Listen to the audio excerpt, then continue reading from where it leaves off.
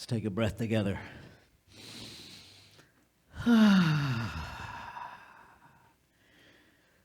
So, in alignment with tradition, part of what we're doing this month is looking at what this thing is, right? The thing itself, how it behaves, what it does, how we use it. And so this morning we're into the what it does. And what it does is scare the bejabbers out of me from time to time, quite honestly. If you imagine those magical things in print called thought bubbles in the cartoons, right? Here's the reality in infinite reality. We always have an active thought bubble. And it is never hidden from the activity of law. It's hidden from each other. Sometimes it's hidden from us. But never is it hidden from the action of creation. Now, that gives me pause to pay attention to what's in my thought bubble. Right? Because this whole idea that if it's only in there for a nanosecond, it doesn't matter, wrong. It does matter. All thought is creative. All thought. Not the thoughts I like, not the thoughts I'm aware of, not the thoughts we agree on. All thought is creative.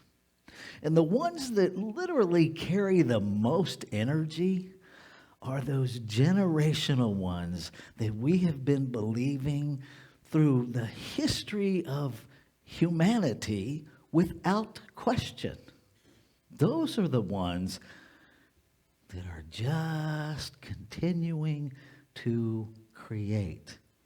And it would be a misunderstanding for us to think that those thoughts created once and then they stop. Because I'm pretty sure there's no stop in creation anywhere. Because if we really understand there's only one thing happening, if that one thing stopped, even for a moment, then what happens? If there's only one thing and one thing stops, doesn't everything that is the one thing stop right along with it? I mean, this is just kind of logic, right? And it gives me pause to pay attention. What am I adding to the mix? And I'll be honest, there was a time when I was content to just play the, well, whatever's in the past is in the past game, and I'm not really responsible for that. But am I? Are we? See, if there's only one mind, aren't we all responsible for everything that has happened in it? If we understand that we are not separate, if we understand that we are individualized as opposed to individual.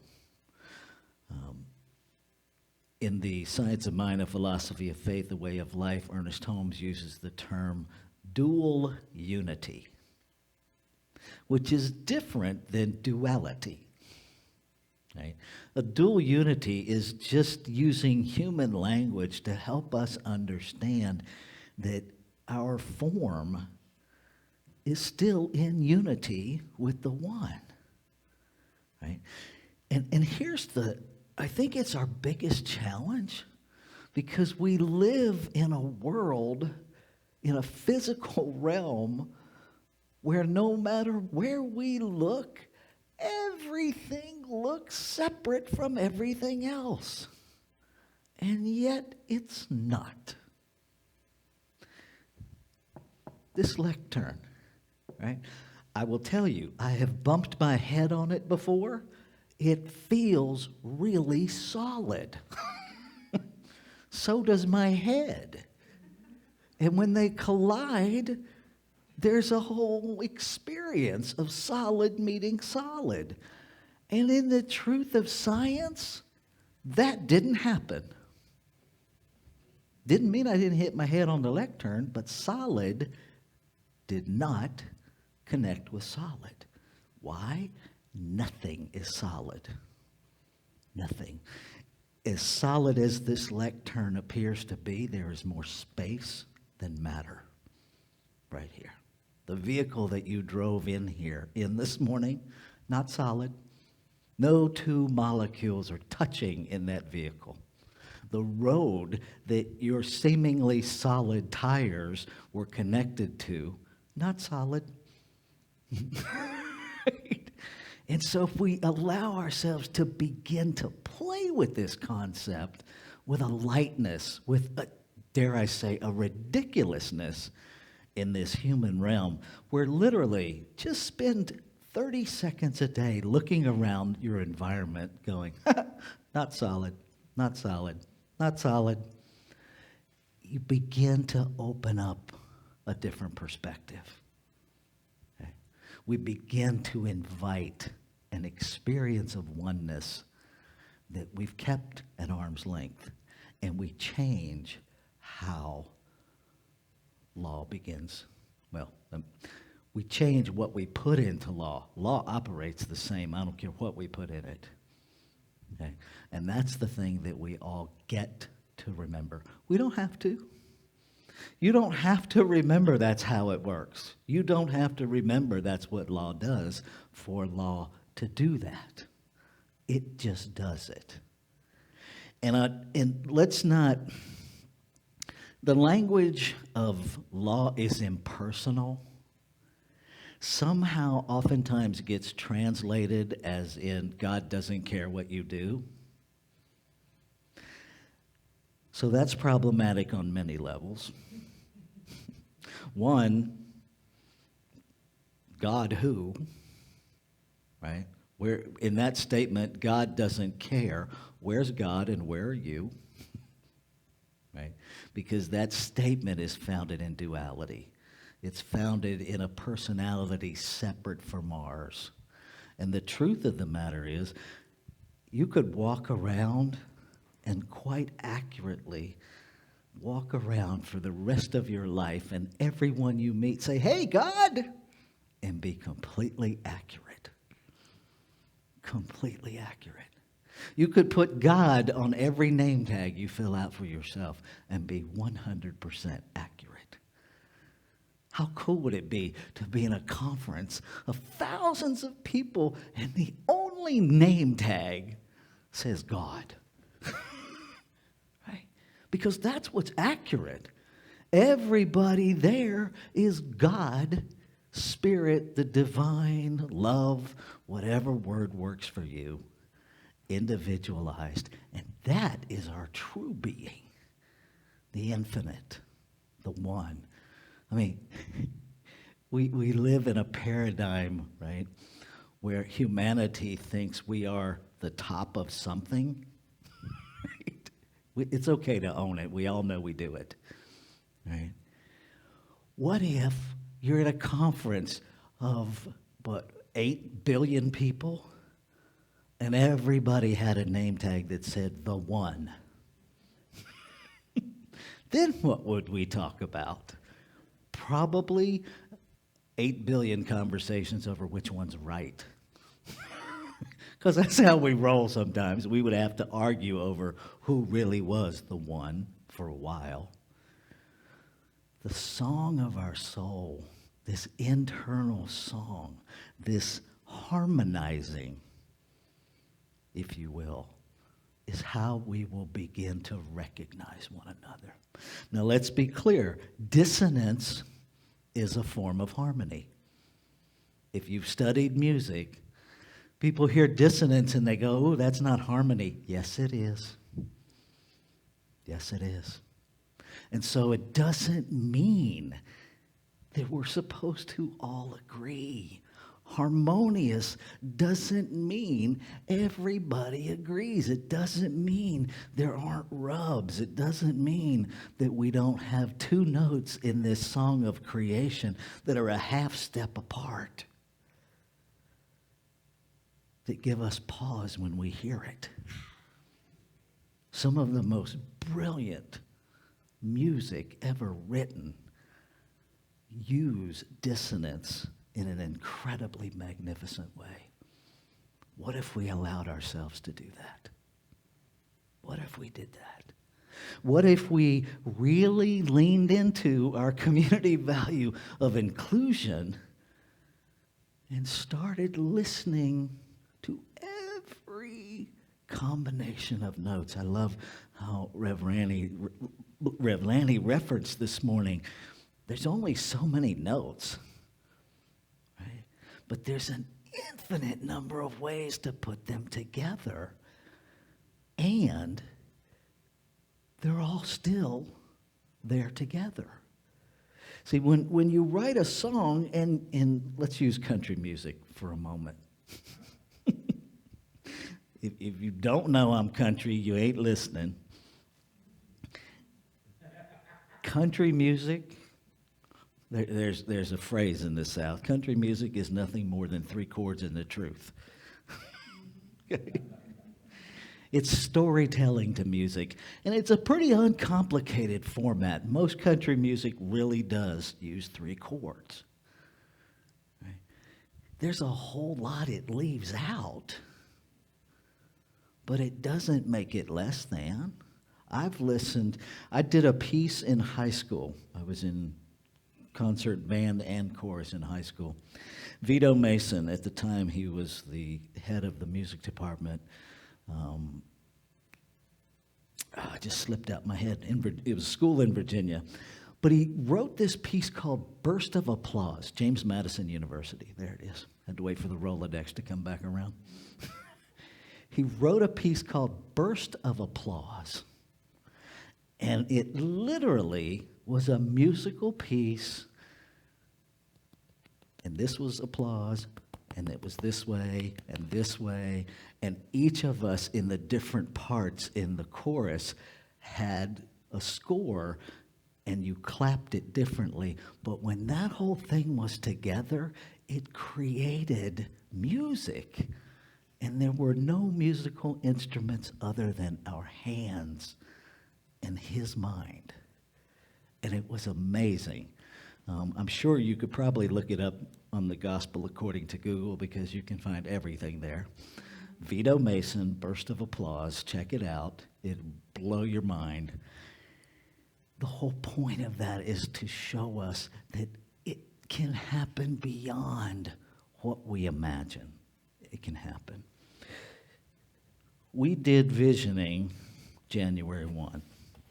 And I've collected those notes, and I'm not going to read all of these. I want you to see this. The activity of the visioning that we did was part of me becoming clear that my time here was complete. And yet nothing in here, it'll be up here, you can read it. Not one word in here references me. But that's how it works. That's what it does. Because we're all functioning in the same thing. Friday, I got to go see my doc. I see her once a year because I don't need to see her any more than that, because I never have a reason to go see her. The only reason I went Friday is because she sent me an email and said, I haven't seen you in a year. You need to come see me. Okay. I also proposed to her that since you called me, shouldn't you pay for me to be here? But that didn't go over. But I had some stress finding parking. And my normally teenage blood pressure was elevated. And so they had all these concerns based on my age and my weight and my eating habits. And I said, tell you what, give me 5 minutes, come back and take my blood pressure. And so instead, they hooked me up to the machine and did what's called a blood pressure average. And the machine actually waits 5 minutes, and then it takes your blood pressure 3 times. And I just went into meditation because I understand what it does, it being the activity of law, and the power that exists to change even my physical being. And the blood pressure that they took before was 167/95. That's not good. So I did my meditation thing, and then it took 3 times, the average of which was 117/78, which is what I normally run. Right? That's a beautiful blood pressure. How we use it depends on understanding that it actually does something. Because you're not going to use something you don't understand. Nobody is. Right? I don't think any of us go to the grocery store and say to ourselves, I never buy anything off of this aisle. Let me go do all of my grocery shopping off of this aisle and buy $100 worth of items that I don't even know if I like and don't know how to cook. Anybody done that? No. Of course not. Right? So our opportunity is to learn how this works, to understand what it does, to understand, and this is the simplest form of treatment I can give you. There is one thing. Everything is it. Everything. And everything that it is active in everything that it is. And so we claim that. And then we're grateful that that's how it works, that that's what it does, and then we let go. And if we just did that, the Bible talks about prayer without ceasing. If we just ran that thought process all the time, if we put it on a loop, so no matter who you run into, no matter what behavior you observe, that we remind ourselves, people are not their behavior. There is only one. Everything is it.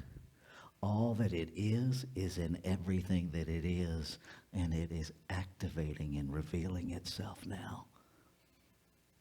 Hallelujah. I let go, and so it is. I promise you, you cannot simultaneously run that script and hold a judgment about somebody else. You can't do it. Doesn't mean you can't very quickly return to your judgments. Let's be clear. The key here is simultaneously, right? Because I can be in judgment, remember truth, go right back to judgment if I choose. We do it all the time.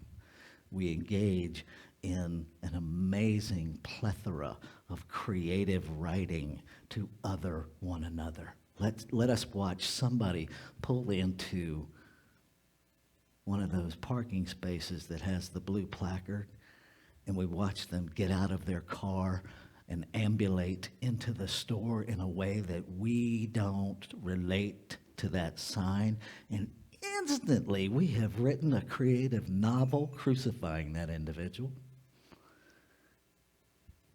Why? Because we think we're separate. If we understood all is one, that person that just parked there, that just walked in, is me. It is me. I'm not separate. And they are sitting here in my driver's seat. To begin to challenge our separation thinking. Then what law does is act on that. Just like Rev Lanny referenced this morning, if you want more gratitude, be grateful. If you want more oneness, be more one. Be more one. Acknowledge it, embrace it, embody it.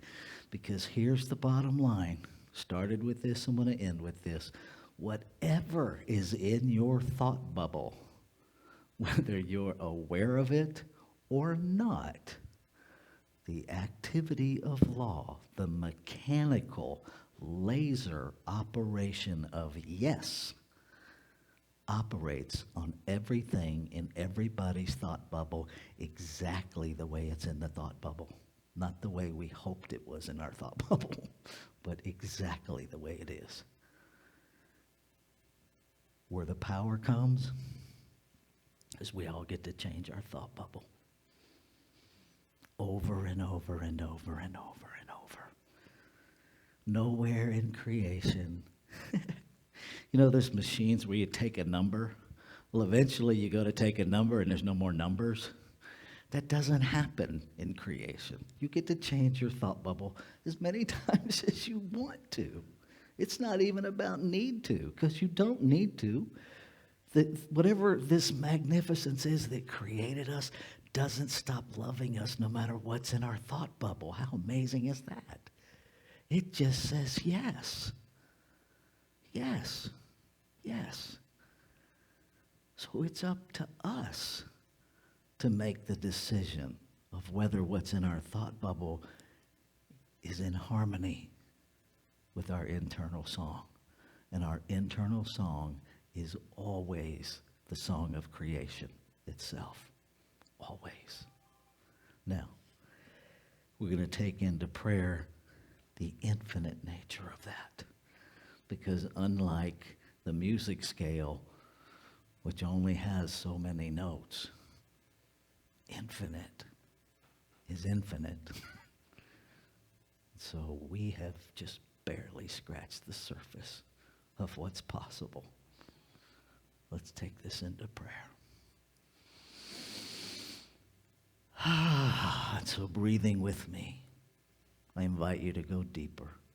Deeper into that inward voice, that inner song, that place of resonance that recognizes its voice as its own.